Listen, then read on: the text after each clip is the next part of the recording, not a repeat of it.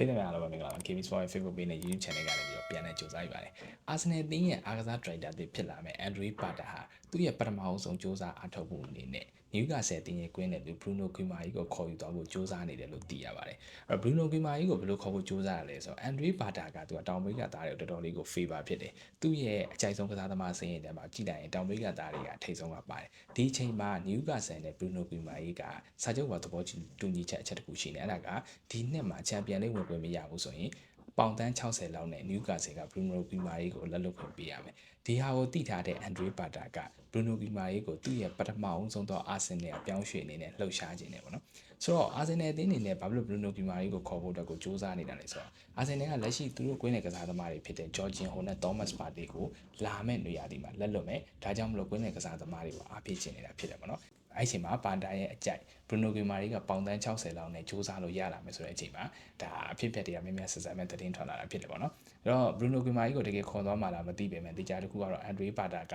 ကွင်းနဲ့ကစားသမားတွေကို